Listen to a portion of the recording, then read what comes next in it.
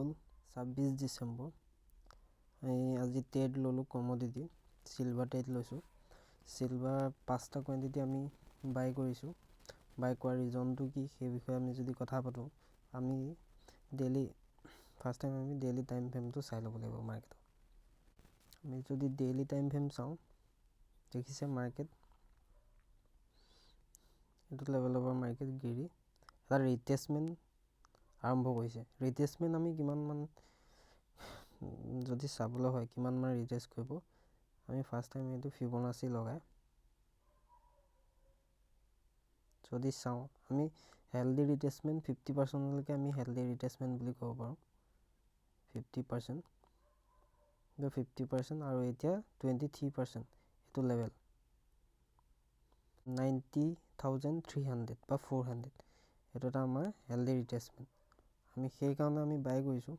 যদি আমি 5 মিনিটত গৈ চাওঁ, মন কৰিব এই লেভেলটো এতিয়ালৈকে বৰ্তমান ব্ৰেক কৰিব পৰা নাই। আমি এই ৱেইট কৰি আছোঁ এইটো লেভেল ব্ৰেক কৰালে। দেখিছে কিমানবাৰ মানে ব্ৰেক কৰিবলৈ চেষ্টা কৰিছে। ফাৰ্ষ্ট টাইম, ছেকেণ্ড টাইম এইকণত হোল্ড কৰিলে, আৰু এইডোখৰত আমি এইডোখৰত ব্ৰেক কৰিব বুলি ভাবি আছোঁ, কাৰণ এইডোখৰত সৰু হৈ গ'ল। দেখিছে নহয়, চুইংটো সৰু হৈ গ'ল। এইডোখৰৰ পৰা আমি ব্ৰেক কৰিব বুলি ভাবি ৱেইট কৰি আছোঁ, কিন্তু বৰ্তমানলৈকে ব্ৰেক কৰা নাই। আমি যদি পজিশ্যন বৰ্তমান চাওঁ,